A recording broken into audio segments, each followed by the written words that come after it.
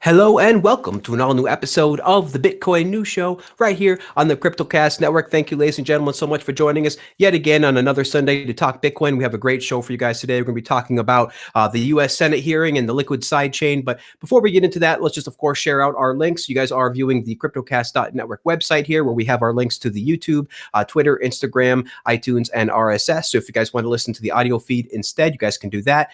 We also have some merchandise if you guys want to check out to support the channel. And as always, we, of course, are sharing our QR code so you guys can check that out because this is a community-supported YouTube channel. So we really appreciate all the donations and advice we can get. So if you guys like what you're seeing, if you guys like the content and want to support the show, there is your link. So let's stop this, with that aside. Let's stop the screen share. Get into your quick bit section, guys, where we go over the notes before we introduce the panelists. And we have all the links to all of the panelists and to these show notes in the or links to all these stories in the show notes below. So with the first link, let's go. There was a giant Bitcoin rat, guys, on Wall Street, and it was pretty interesting, staring right down at the Fed, the towering 9-foot art piece. The 9-foot tall inflatable art piece was installed as a sort of a protest designed to get viewers to think critically about the state of economics and money management. So that was pretty interesting, guys. It had like the Bitcoin code, source code on it. It had proof of work on the eyes. It had a Bitcoin symbol on the eyes. It was pretty far out, guys. Check that out. Then we got Coinbase is confirming the shutting down of their crypto index fund product. The crypto exchange Coinbase is shutting down its institutional investor-focused index fund, with customers instead directed to the recently announced Coinbase bundle product. So maybe a sign of the times for the multi-coiners. This was just on the heels of Shapeshift shutting down their sort of multi-coin, diversification product as well. So maybe sign of the times, guys, to maybe start a little bit less diversification there. Then we got the privacy-focused wallet Samourai Prepares for an internet-free Bitcoin transaction. So this is really cool, guys. They've partnered with TxTenna. So the wallet has partnered with TxTenna in an effort to be able to offer Bitcoin transactions without the internet. So this is going to be really interesting. Check out that link, guys. The Samourai wallet continues to stay in the forefront of privacy for Bitcoin. So really interesting stuff. Then the IMF, guys, they announced that the crypto growth could create vulnerabilities in the economy. This is coming from the IMF that recently said that. The link is below. It looks like we're starting to, the cryptocurrency is starting to get into more and more mainstream finance. You guys got to check that out. And then Ethereum has fallen to 2016 price levels, guys. It's pretty interesting. I'm now actually starting to see some fund managers begin to pivot on Ethereum's value proposition, something other than an ICO machine. So it's pretty interesting, guys. Then we got Railroaded. So this is really cool.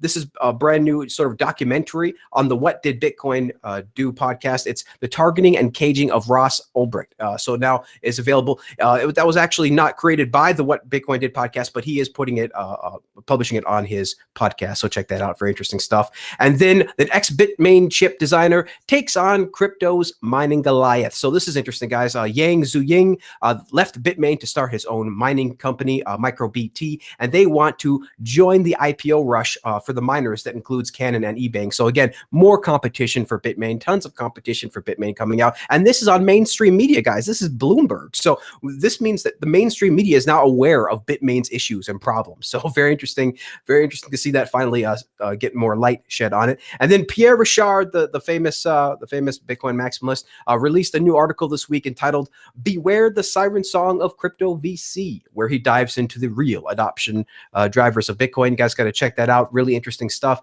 Then finally, last but not least, guys, this is pretty awesome. You all know Mr. Tone Vays is actually starting a Bitcoin, not blockchain conference with a celebrity poker tournament attached to it as well. That's going to be in Las Vegas, Nevada on January 23rd through January 26th. Check that out, guys. It's pretty cheap pricing. I think that the ticket starts at 0.05, but the poker buy-in, that is a 0.1 BTC, and that is at unconfiscatable.com. That is the name of the conference. This is called the Unconfiscatable Conference. And again, that's Tone Vays' conference. He's going to have a lot of celebrities on there, a lot of poker stuff, a lot of crypto celebrities.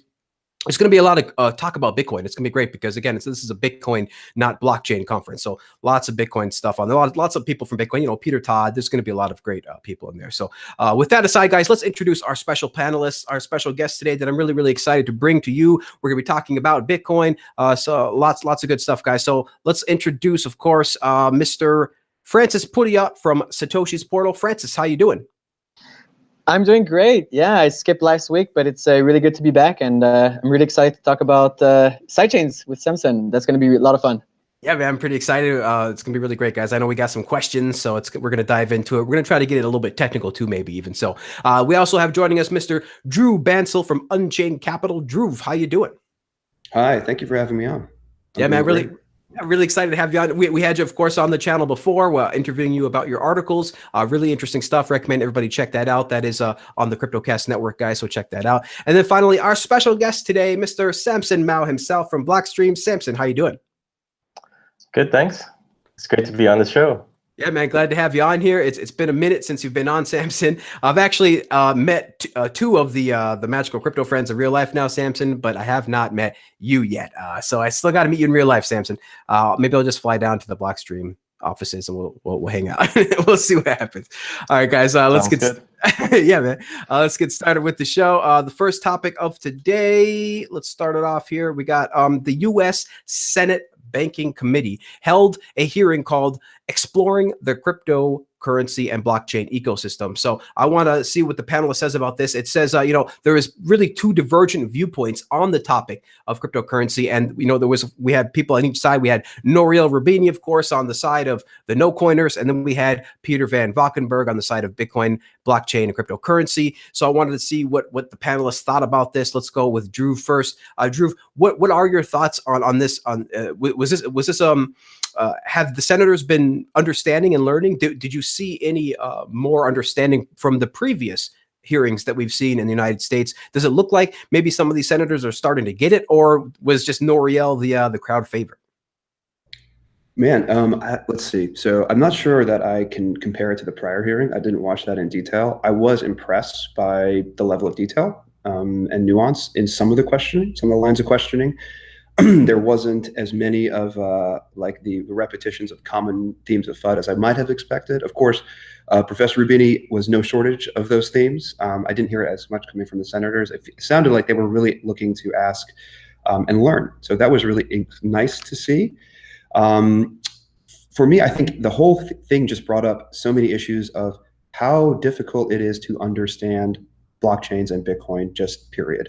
Right, that you need to have some kind of cryptography expertise, distributed systems, economics, politics, and just this core idea of how does proof of work secure Bitcoin transactions. There's so much to understand to be able to answer that one simple question. And I think I feel empathy now that I'm 5 or 6 years into my own journey in this space when I think back on no coiners and I think how much they have to walk through before they're able to, for themselves, really see the value proposition. I credit people who dismiss cryptocurrency and Bitcoin when they don't understand all the pieces, because you shouldn't just accept someone's testimony that this system is better. You need to go understand why it is, and that does require work. So I get that. I used to say that people who could answer the question of how does proof of work secure Bitcoin transactions must inevitably become enthusiasts of Bitcoin or blockchains. You might say Bitcoin's not the one. You might develop some nuanced opinions on what you think is right, but it's hard to reject the category once you can really answer that question. I think listening to Professor Roubini, I have to modify that attitude. I think you can understand the answer to this question, but if you don't have an agenda, then maybe you can proceed along the path that I had thought of previously. It seems very clear to me that Professor Roubini does indeed have a rather strong agenda on this point. I think in the crypto Twitter sphere, we've seen him fighting for so many decades of price growth that it feels like there's a lot of bad money after good or reputational risk here. That's maybe the issue. But I really, really liked Peter Van Valkenburg's responses. He damn made me cry almost in his opening statement, I got to say. So I thoroughly enjoyed the hearing. I'm not sure.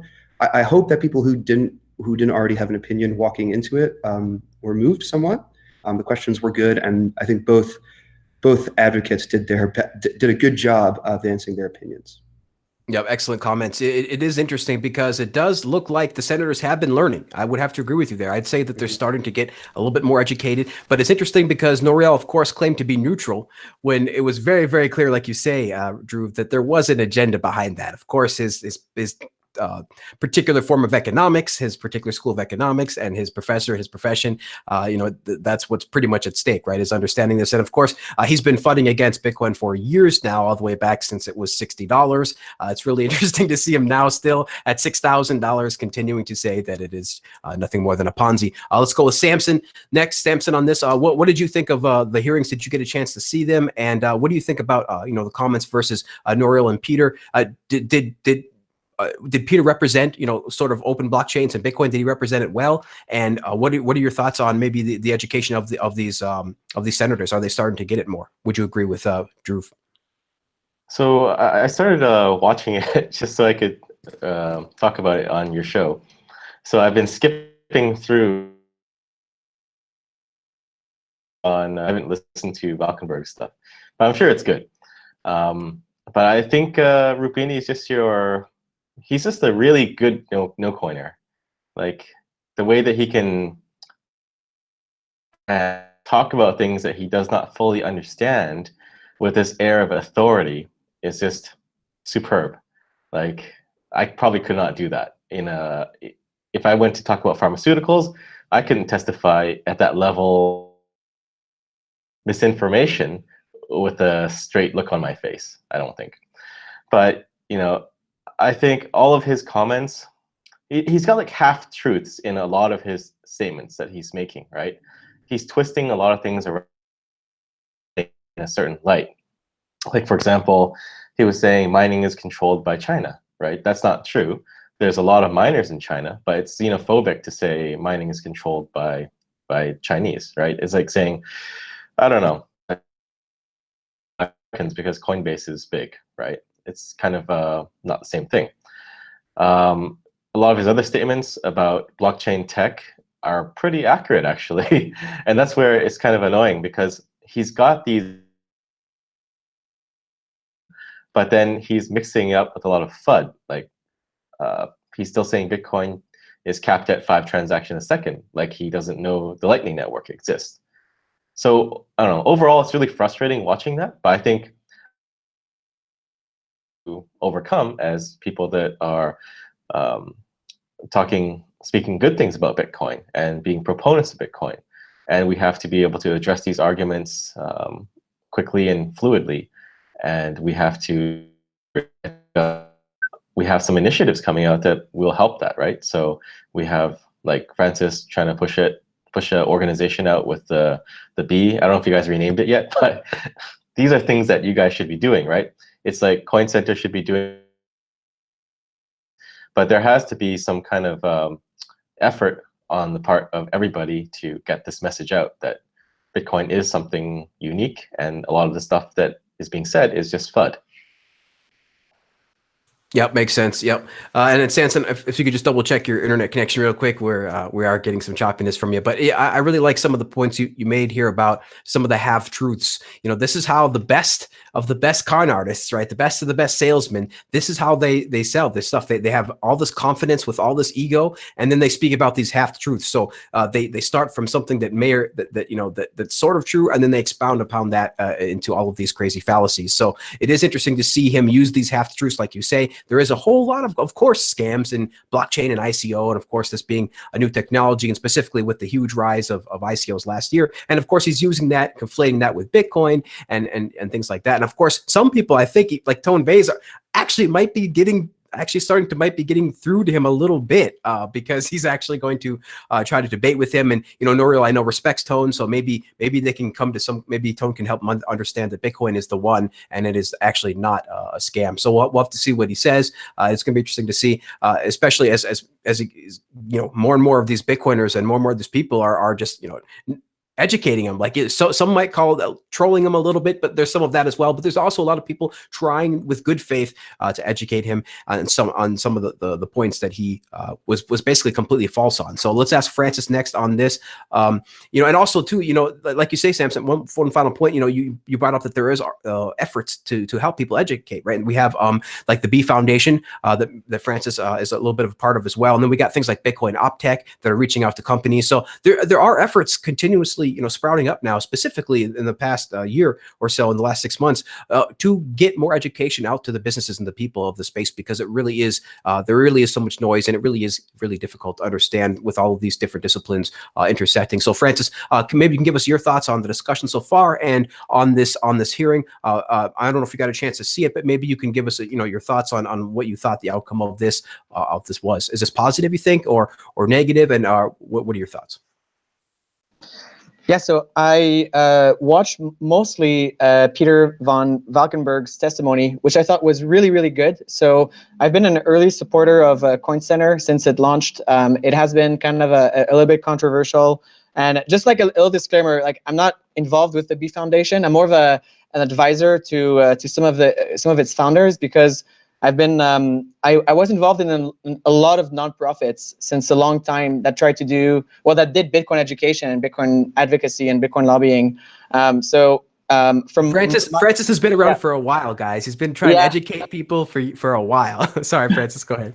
No, it's cool. So TxTenna got its niche to do targeted education, which I think it's a really good thing. I don't think necessarily you need like broad public education campaigns all over the world. I think like this really targeted approach where they will write very clear policy briefs and FAQs, and they will explain in depth and in ways people can understand. But targeting decision makers and journalists, I think TxTenna has been doing a really good job.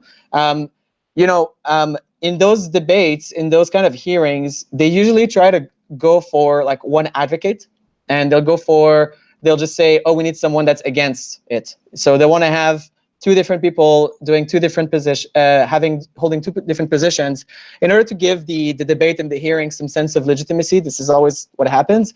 And I think they kind of chose well with, I don't know who chose Nouriel, but he's the kind of, I guess he's the essence of the no coiner, because he's unique in the sense that he understands Bitcoin, or that's debatable, obviously, if he understands it or not. But to be honest, he's been in Bitcoin for a while, right? And after 3-4 years, I think it's probably like 5 years and a half or something.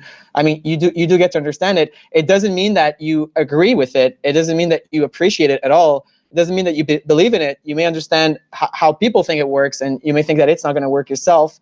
But looking at his tweets, he doesn't have a lot of credibility.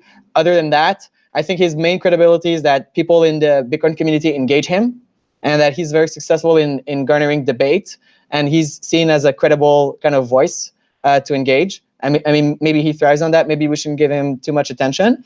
But I think these things are good. Like, senators, I'm not sure about the US, but in Canada, we had similar hearings. Andreas was on there. I was on there with a few other Canadians.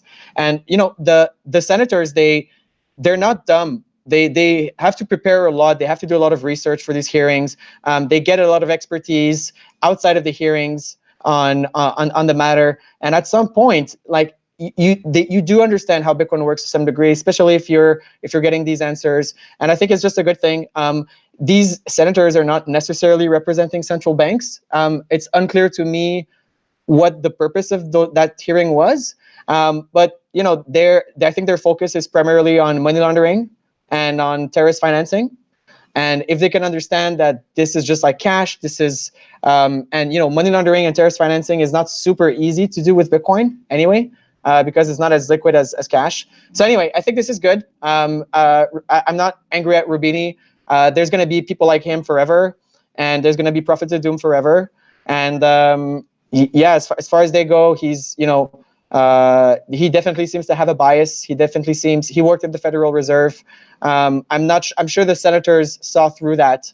But then again, I think we should just not debate him and not engage with him that much. At some point, it's kind of like, don't let him have the spotlight. He seems to really thrive on it. Yeah, he really does. Really love that spotlight. I think he's enjoying all this attention. But I just want to go over a couple of points. You said, so some of these people said that, some people say on Twitter that we're giving him too much attention, right? There's just too much attention. We're giving him way too much attention. But the thing is that some of this attention has to be warranted, at least for a little while, at least for the short term, right? We have to. This is why I only spent about a day or two like retweeting some of his stuff. I will no longer now retweet any people like commenting on Noreal, because we all know now what's going on. So I did want to spend like a day, for example, retweeting people refuting his points. And again, most of his stuff, guys, it's all trivially refutable, because it's so far on the edge of FUD that it doesn't even come close to actually being real. And so that's important to understand that no coiners like this, guys, they're going to be around for a while. This blockchain, this Bitcoin stuff is going to play out over decades. So it's going to take a long time for really to people understand. But like you say, Francis, he's been around for a while. The only thing that can, put this much denial over you, of course, is your business, right? Or your beliefs. And he's clearly completely Keynesian, completely anti, Austrian. And so from him, he's just going to continue like probably saying this stuff is a scam for forever. But it is important to get some of this debate out there so that some of the Norcoiners who are curious about this stuff, genuinely curious, right, with good faith, they can see that his points are heavily flawed. They can see that his points are trivially refutable. They can see that all of this good that's coming out of Bitcoin, and some of the examples that Peter gave was great as well. And so that's some good points, and I also want to give a couple comments about Peter. Like he really was speaking their lingo. Like there's of course some stuff I don't agree with him. I don't agree with Peter on everything, but he clearly phrased things in a way that they would understand, especially when they're like, who's going to save us from all the terrorism and the terrorism and anti-money laundering. Of course, he said that, look, there will be some more entrants on Wall Street. There is going to be some custodial solutions. State Street will probably get into this.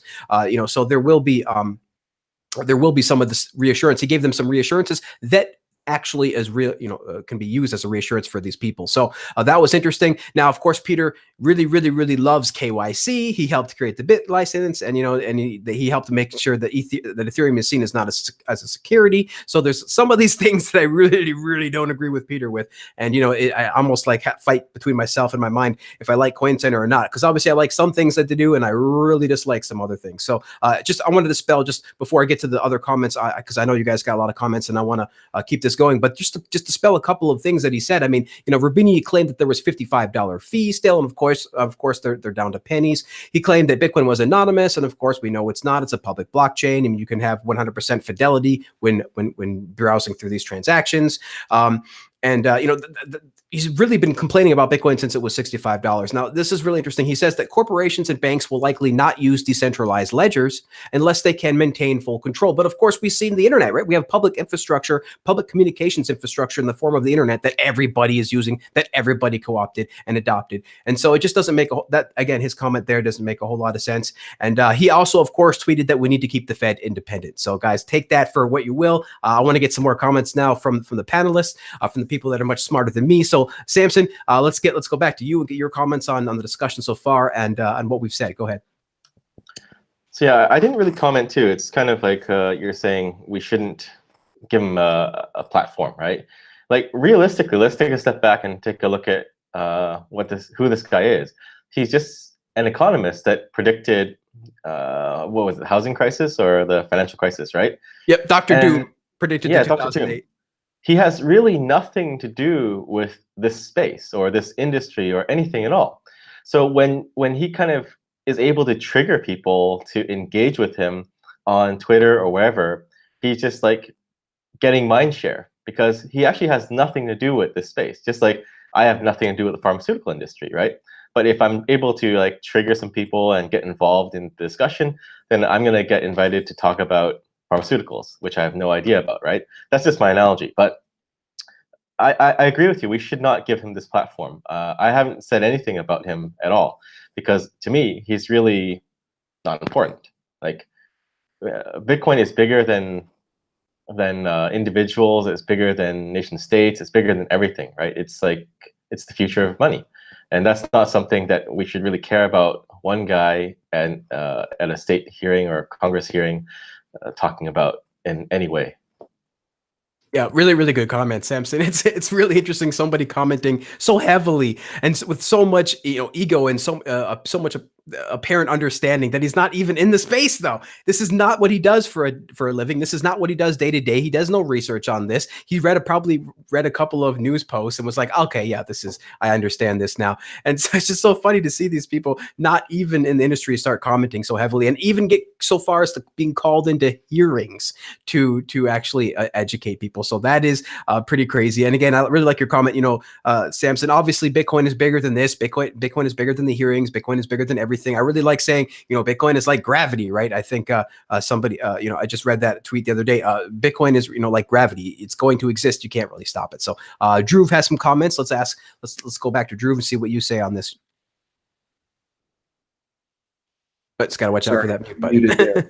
No problem. Samson, I think I agree with you and a little bit disagree. Like, you're right. This guy and some of it has nothing to do with this, but on another level, none of us have anything to do with this. This is new. We're all inexpert on some level, right? So I think another, and again, totally, this guy's extra inexpert, if we can say that. But I think another way to look at it is you reveal your bias and you reveal your lack of desire to engage by the nature of the arguments that you make. And I think the difference between like a politician and a professor, or between, let's say, a propagandist and a pedagogue, like at least the difference that should be there in my view, is that the former uses straw man arguments when they're engaging with opponents, and the latter uses steel men. And I think because of the nature of the struggle that cryptocurrencies face in their upward journey to ascend through, the incredibly robust strata of existing financial services in the world, we're forced to make steelman arguments. We cannot make strawman arguments because everyone is so familiar with what we are going up against. So I think when you have a critic of Bitcoin or cryptocurrencies and they're wholly engaging in strawman arguments the way that Professor Rubini was, it really reveals them as being fundamentally intellectually dishonest. I mean, the existing system has such a tremendous advantage that if you're going to argue against some incumbent, at least argue against the best version of it. Surely the system that you're defending is robust enough to win that.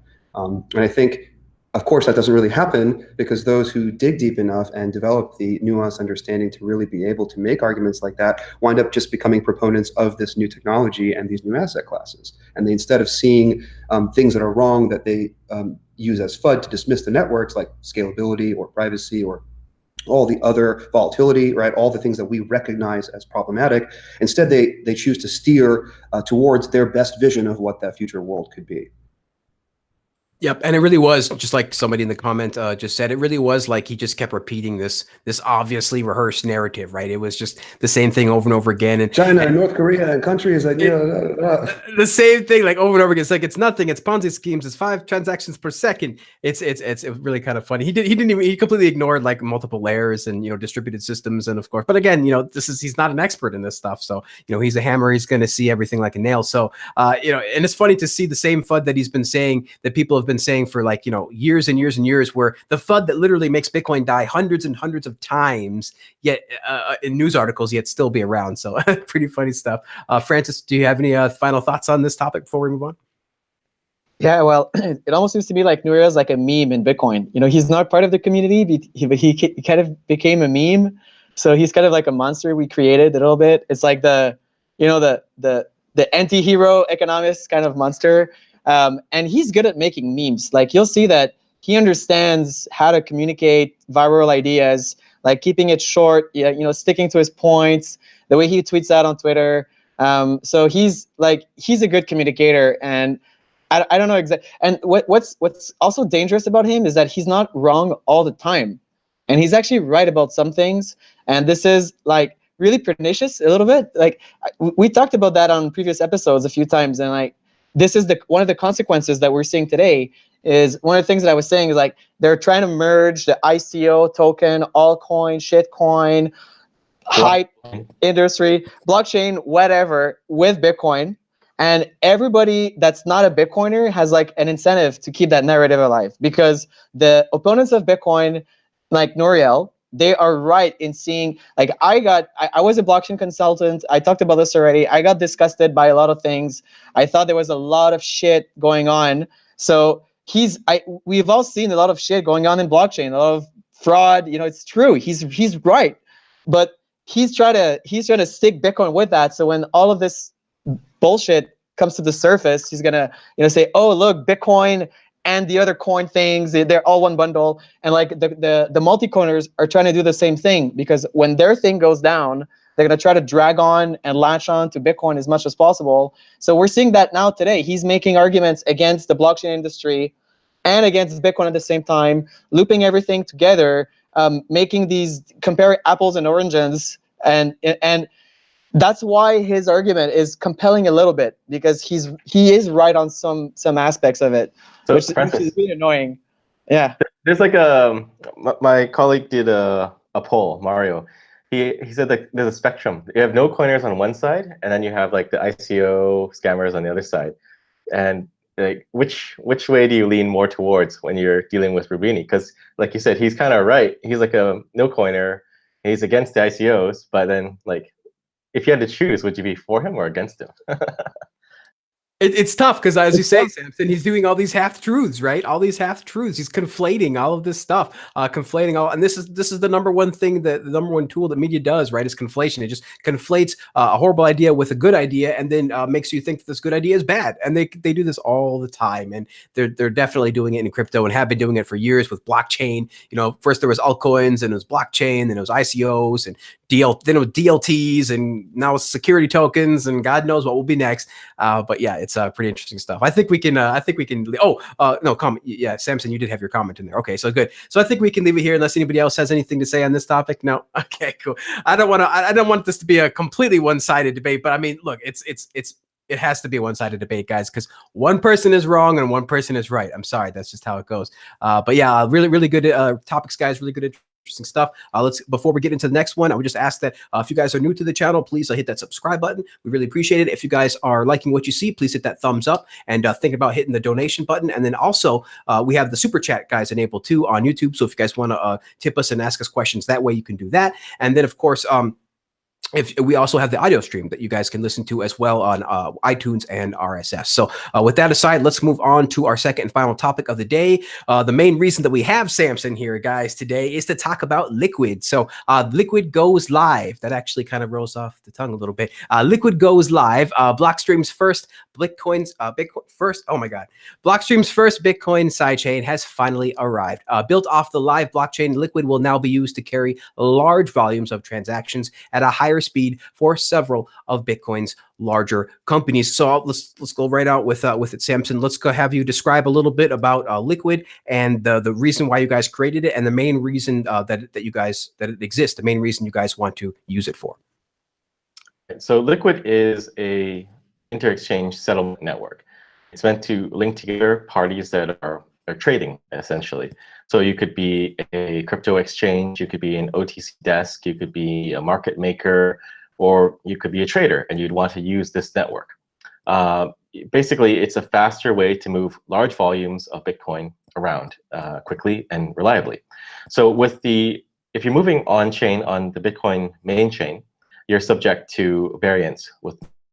That means you can get a block you can get several blocks in 10 minutes sometimes, or you can get one block an hour sometimes. It's just purely random and based on variance. So with Liquid, we actually have a signed, the blockchain is signed. So we have the Federation members signing off on blocks, and that gives us reliability because we have one block every single minute. And one block every single minute means you have full settlement within 2 minutes. And because it's a signed blockchain, there is no risk of reorg. So once you have your coins into Liquid, you can essentially know that I'll send it from point A to point B, and it'll be there within 2 minutes, or roughly 2 minutes. So it's really just a faster way and better way to move Bitcoins. There's some confusion with Liquid about Lightning. Lightning is more for micropayments because you have to find capacity to route through on the network, and you wouldn't be doing that for hundreds or thousands of BTC, whereas you can do that on Liquid once you have pegged in those coins. Makes sense. So, I mean, you guys are really fleshing out the Bitcoin ecosystem here. We have Lightning for those micro payments, for those small payments, and really for those high frequency payments as well. Like those high frequency small payments, you can do micro payments and even nano payments and even sub-Satoshi payments, right? So maybe we'll even be getting data and getting video and stuff real time, paying for it real time with Lightning. But Liquid, is this sidechain that's really designed to kind of be on the back end of the ecosystem itself, to have all these exchanges and banks, larger entities all connected, so that they can securely and quickly transfer Bitcoin that's not public, right? Because I believe that you guys have confidential transactions on Liquid as well. Maybe you can talk a little bit about that just real quick, about the confidential transactions and ability to issue confidential assets. Right. So CT, confidential transactions, is something that was invented at Blockstream. There's also an extension of it called CA, confidential assets. And that is where you can issue assets on a chain, which are also confidential. So you can issue it confidentially and also transact them confidentially. And we're calling them issued assets or liquid assets right now. But these are just native assets on the Liquid blockchain, which can also be transacted privately too. So one of the issues with trading currently is that there is front running. People do monitor exchange wallet addresses and say, okay, whoa, there's like 10,000 coins going to Bitfinex, and then they can get ready. But if you're trading and you're moving liquid Bitcoins, we call it LBTC, around the network, then those are all confidential. Basically, the amount is masked. And for confidential assets, the asset type and the amount is masked. So eventually, if you have tokenized fiat and liquid like Tether or other things, when you're moving that around as well, that will also be masked. So that's really better for people that are trying to trade, like OTC desks that want to do large volume trades, high net worth trades, and the like. Very interesting. So it really does allow for this better price discovery, actually a more true and fair price discovery, almost, because of the time you can arbitrage, any type of disparity, it seems, away. So you're going to bring liquidity into the system by allowing these larger players to bring more money in more frequently, and you're allowing better price discovery with these 2-minute times, these 2-minute settlement times, and it seems that you're again, bringing price stability with these faster arbitrage opportunities, but you're also spreading the risk really from a normal one exchange kind of one-to-one to all across the federated network, right? So a normal person just has to trust like one single exchange, and that's pretty difficult, right? You're trusting all of your money with this one exchange, where with Liquid, it seems that you're trusting the federation. Is that right? Yeah, so at the first stage, we'll probably roll out in 2 phases. So the blockchain is live, the network is live now. But we're still working with the exchanges to integrate. That means exposing Liquid to their end users. What that would entail is just essentially letting a user create a Liquid address on your exchange and entering a Liquid address for deposits and withdrawals, right? So let's say I'm on exchange A. I would generate a Liquid address there, and I would enter it as a withdrawal to address on exchange B. So I would withdraw on exchange B, and then they would send it to my address on exchange A. And then essentially I will get my Bitcoin swapped out on the second exchange. So it would almost be invisible to the users. They're just punching in addresses at different exchanges. So that's the first stage. The second stage is we would work with the exchanges and different institutions to let you keep a balance. So you would swap Bitcoin for LBTC and see a balance, and then you would withdraw that balance to a hardware wallet or a mobile wallet or even the Liquid client on desktop. And at that stage, then yes, we do actually use a lot of custody risk, because you're essentially just taking it off exchange. And once you have LBTC off of the exchange, it doesn't really matter if one of the exchanges goes down for maintenance or, God forbid, is hacked, because you can always peg back out to the main chain via any of the other members on the network. So the trust model is a little bit different. Instead of trusting one exchange, you're trusting all exchanges. And the network is actually more than exchanges now. It's also OTCs and market makers and the like. So it's much more robust and durable in that you can exit the system at any of these points. So the funds are SAFU. I believe they are always SAFU, guys. Always SAFU. So it's interesting you say, this exchange settlement network really is meant for these larger players. Like some of the participants, like you say, include OTCs, market makers, exchanges, banks, interesting stuff like that. So this is really interesting to, differentiate between Lightning Network and maybe other side chains as well, like Paul Storks's drive chains. So this is very interesting. So let's go with Dhruv. I know Dhruv has a couple questions. We'll go with a question with Dhruv, then maybe a question with Francis, and then back to Dhruv. So Dhruv, go ahead and ask Samson your question. Hey, Samson. Yeah, it's exciting to be able to talk to you about this. So I read through the paper recently, the Strong Federations one, and I think you're right. I think in my mind, the first thing that I'm thinking about is how does this system compare to Lightning, right? Like what are the different goals and trade-offs and so on about it? Maybe I could just summarize briefly what I'm thinking, and then I'd love to hear your thoughts on it, because I actually don't know what you guys would think about this long-term. So maybe in the spirit of our prior discussion, let's adopt kind of a steelman approach, and let's think of like a future world where there's a really robust, healthy Lightning network with millions of users and hundreds of thousands or millions of BTC in there. And equivalently, Liquid has also had tremendous success and has really grown and has become large. In my view, there's a really important structural difference between those systems. They have a lot of overlaps. Both are trying to, and in this future world where they're both successful, both are impacting issues of scalability, privacy. You can even argue cross-asset exchanging in certain models, right? So they have a lot of overlap, but it feels like a major structural difference between, on one hand, quote unquote, distributed things like Lightning Network and cross-chain atomic swaps, and then Liquid, which let's not call it centralized, it has some centralizing aspects to it, right? It feels like the major structural difference is that in the Lightning Network and in cross-chain atomic swaps, one always has to find another market participant. That if one wants to put Bitcoin into the system or change it for Litecoin or do anything like this, or even engage in a Lightning transaction that's quote unquote instantaneous and fast and private and scalable, there's always these other people that have to be involved, whether they're additional people who are connecting to you via your channels who are hub operators or whatnot, or they're just the other party on the other side of that cross-chain atomic swap. And it feels like in Liquid, that's gone. Right, that this wouldn't be a very successful product, but there could be a Liquid network with one user that just pushes in and exchanges their BTC for LBTC, and then that person will get a whole bunch of advantages just inside the Liquid network, because it's not just about making that match in the way that Lightning and cross-chain atomic swaps are. It's more about having this, I want to say this wrapper, if you want, right, around the underlying asset that lets you do cool things with it in this universe, but still lets you peg back out to other things. Now, maybe I'll go just one step forward. I haven't seen you shaking your head, so hopefully I haven't gotten it all totally wrong yet.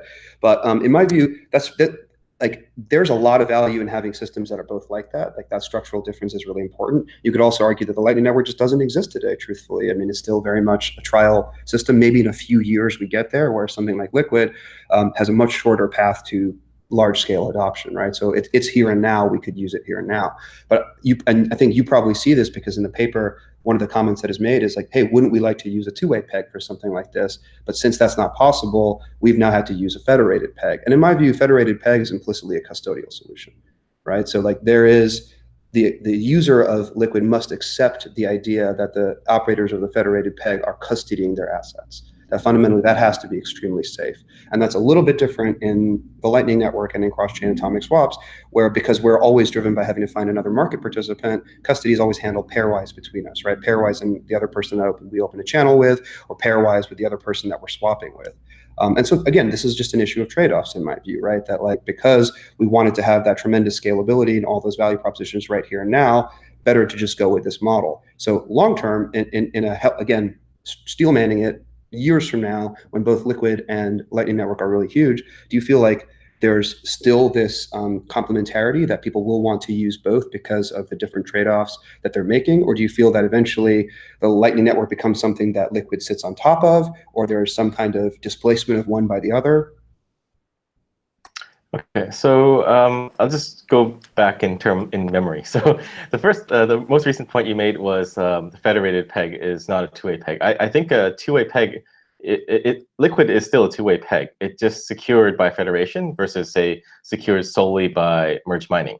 So it's still a two-way peg because you can go back and forth, and it's the one-to-one peg.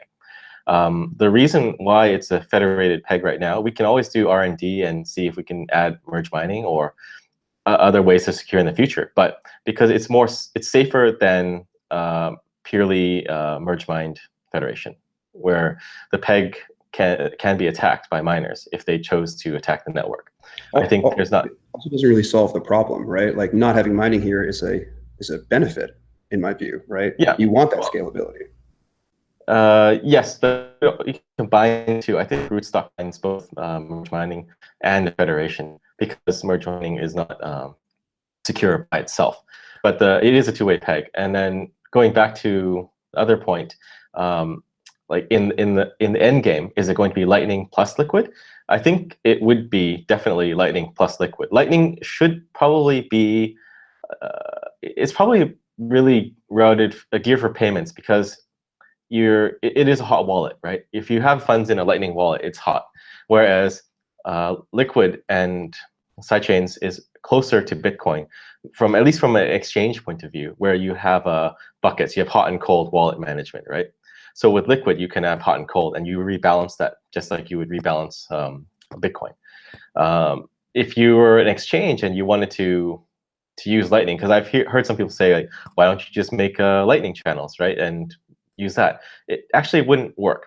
So from an exchange perspective, I used to run an exchange.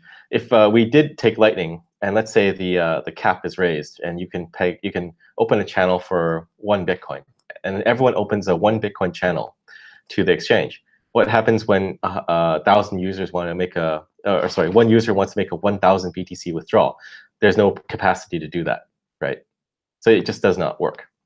You can do it for small amounts, right? But then anything at any significant trading package size or block size, it would not work at all. So you still would need both. I think they're very complementary in how it works. And the interesting thing is you can actually have Lightning over Liquid too.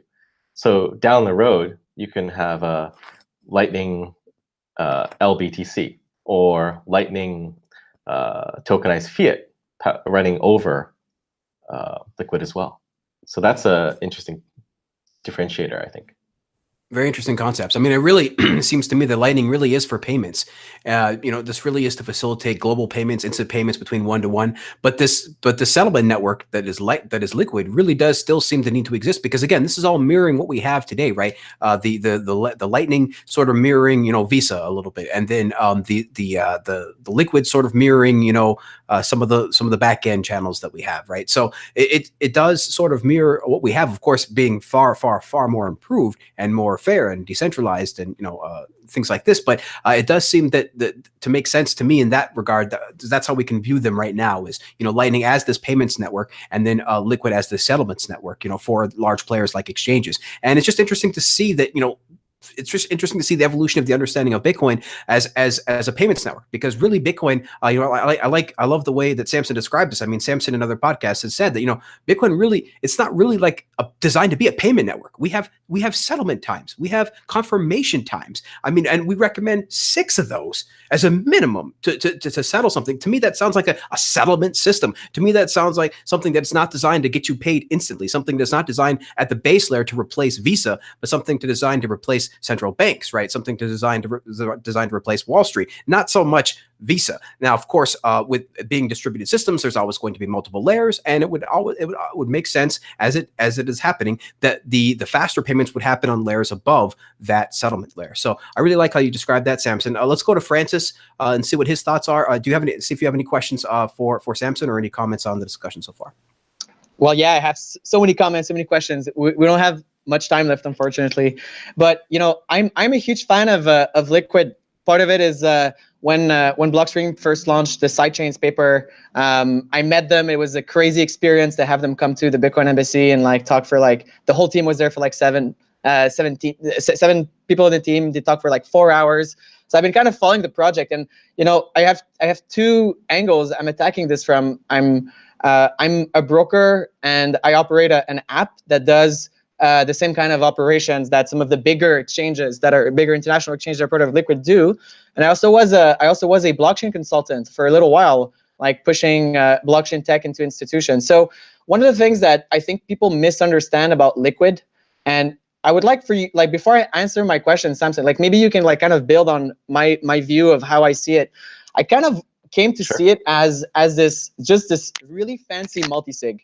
There's just this really fancy multi-signature contract, and a smart contract like a multi-sig is really just a programmable transaction that has redemption conditions, and then if the redemption conditions that are programmed in the script are met, the transaction, the other nodes in the network will consider it valid. So Bitcoin to me is like a mediator. It's like an arbiter. Like the blockchain is like a judge. It's like this judge. So you got this fancy multi-sig, and then there's like multiple institutions that are signatories to this multi-sig, and they decided to have other rules as to how they will interact with that Bitcoin contract. So one of the things that's different about sidechains and Liquid, and Liquid is one implementation. It's kind of like so far the bare bones. It's like it can move Bitcoins really fast. And now we got the first layer, which is issued assets, confidential assets on top. It's going to do a lot more eventually than just move a lot of Bitcoins. But can you kind of explain to everyone like the consensus mechanism and the fact that what happens if someone in the sidechain cheats? Because the way that I understood it is people within the sidechain are incentivized not to cheat, because if they cheat somehow, and the Bitcoins are locked up front, right? So you can't create a liquid Bitcoin, and you're nodding. I think that's great. You can't create a liquid Bitcoin without first locking in a regular Bitcoin, right? So the Bitcoins are pre-funded, they're there. And they can't unilaterally like withdraw them, unless they have liquid Bitcoins. So if they cheat, then there's going to be a consequence that's going to be enforced.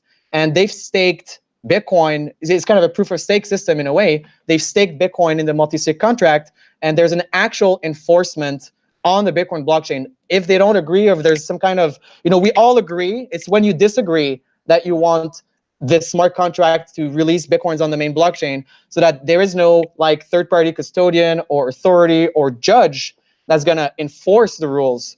And that's one of the main differences with R3 and with Hyperledger and all these things, because I kind of went full circle with blockchain tech. There's some things that are good about it. They're kind of counterintuitive. They're the idea that you can get people to move to a single backend. It takes a lot of work within organizations to move to update your backend to an open source system. These blockchain technologies come out of the box. It's like a public key infrastructure that's already there, all the logic. So sidechains and elements is like kind of really well packaged to be integrated. The difference with like Hyperledger or R3 is that Hyperledger and these solutions, they will allow participants to see what happened and have cryptographic security that the right signatures were made, that the rules were respected. But if in those systems someone breaks the rules, they still need to go to a real judge. Like they still need to have like legal contracts in between. There's no like consensus enforcement. They need to enforce it in some other way. So Liquid having done that with Bitcoins, to me it's much more interesting, because it allows these institutions to have not only like transparency between their transactions, but there is a mechanism to stay honest. So like my first question is really this whole thing was kind of contextualizing why I think it's cool. And also, I think we'll get to that maybe a bit later. I'm not sure that it has a lot of similarities with Lightning Network, but mostly I think in the conceptual way of how it's constructed, using a multi-sig, using Bitcoin smart contracts, having the idea of having one Bitcoin that's pegged, that's redeemable on chain if there's other conditions. But other than that, the role in the ecosystem, I think they're two very different roles. I see sidechains more as a kind of toolkit for having governance and agreeing on certain things outside of using Bitcoin. Just coincidentally, it's not. I don't think sidechains necessarily are made to scale Bitcoin. They're made to scale people's Bitcoin transactions within each other. So can you talk about the consensus mechanism, and then maybe get more into Lightning versus sidechains? So I have I a few think more questions after that. Yeah. I think that's a good way to let people understand it. It is like a very fancy multi-sig. It's a fancy multi-sig with a big chunk of hardware involved too. So the consensus mechanism is really just the Federation members sign the blocks. And if there's 2/3 of the Federation signing, then it's a valid block and it goes on. But it's hard for people, it's hard for them to actually game the system, because the signing is done through these functionary boxes, and there's a hardware security module in the box, which is doing the signing. So these are just stored, like, we don't actually know where they are. Once they are deployed, we ask the Federation members, don't tell us where you put it either, right? And then they probably put it in some data center or some location.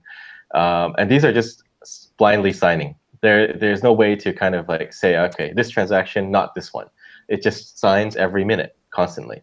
So they can't really attack the network. The only attack is that they would turn it off, and then the network would stall if enough of them went offline. But they can't really do any transaction selection or censorship or anything like that. And even if you could, then it's confidential transactions and confidential assets. So there's not much you can censor, right? Unless it's yours to another guy, and you would have a binding key for that. But essentially, the consensus mechanism is just signing blocks and majority signing off of it. So it's a pretty elegant mechanism. And I like your analogy Proof to of authority. multisig. Before we go back to Francis for another question, Dhruv, did you have one more question, or do you want to go to Francis? No. That was actually really helpful. A follow-up question on that might be, so that's talking about the people who are citing the blocks and what keeps them honest and why they want to be part of it, and it totally makes sense because it's a service that benefits their own businesses. What happens like at the layer below that? Let's, again, with this fancy multi-sig analogy, what happens if that multi-sig is, God forbid, hacked at one exchange or whatever, several, right? In a Lightning Network model, it's like, those coins are just gone. It moved on. It was a regular Bitcoin hack on some level. Here, there are these other tokens that got created when those Bitcoin were initially put into the system. What happens to the accounting of those tokens if the underlying is somehow, taken out from underneath because of some unfortunate hack?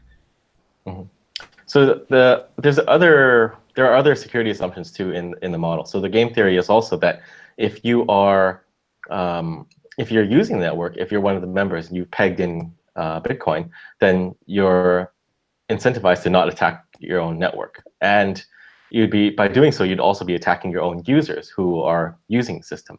So there's a lot of layering of assumptions there on the game theory.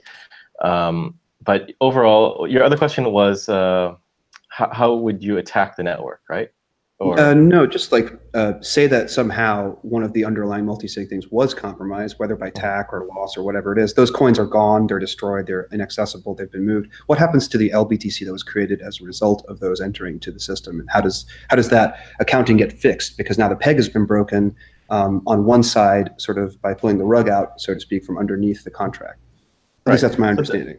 So there's two parts to that. So the first is that if you hacked one exchange, it doesn't actually do anything. You'd have to find the box and compromise the box. And then even then, it's basically shutting it off.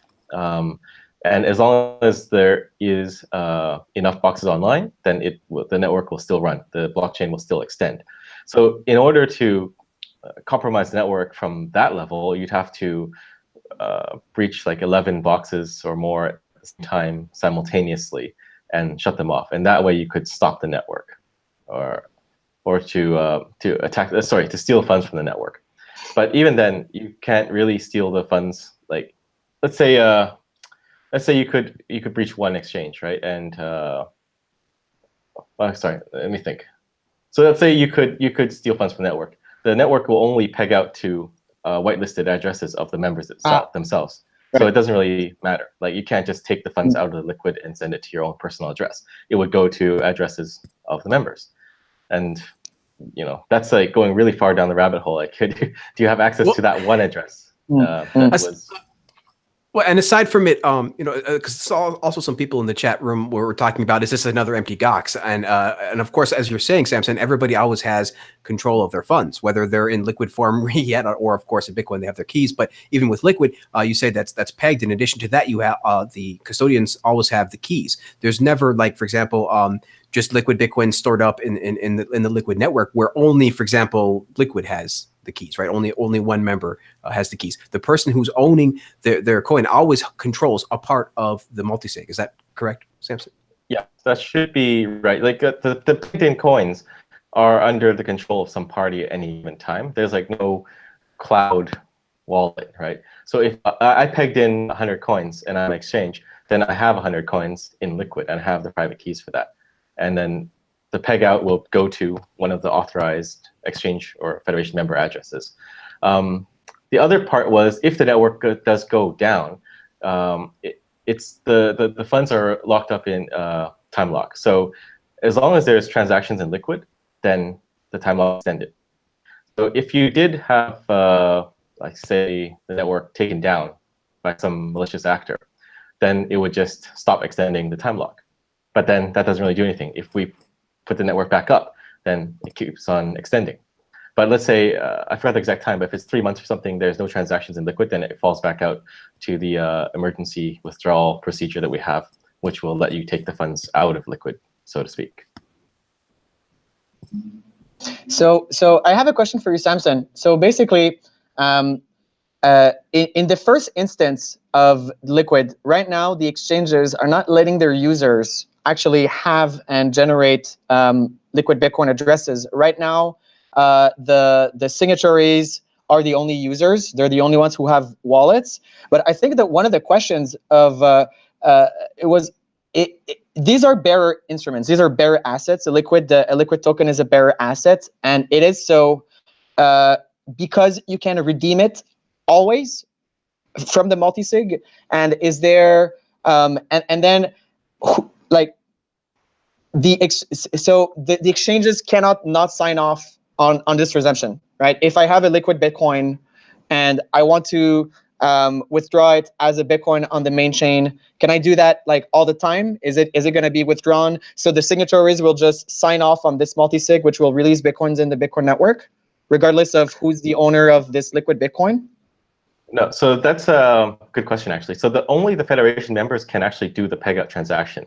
But if they're offering the service to the users, then they would swap it for you. So typically an exchange would keep a balance in liquid. They would have 100 or 1,000 coins, and then they would swap it for the users at any given time. But as an end user, you can take LBTC out, but you have to go to one of the Federation members to actually go back onto the main chain, because those get pegged out to their whitelisted addresses.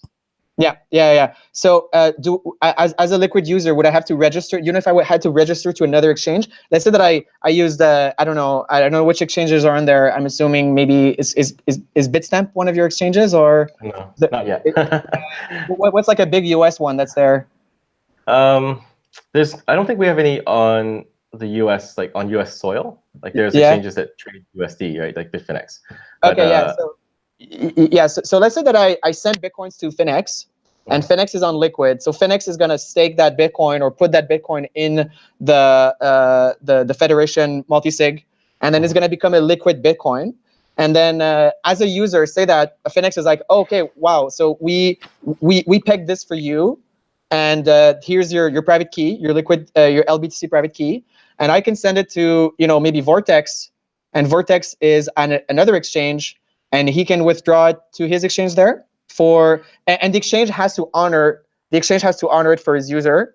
But how would the exchange not honor that from a peer-to-peer standpoint? Like the exchange would need to unpeg it for one of the users.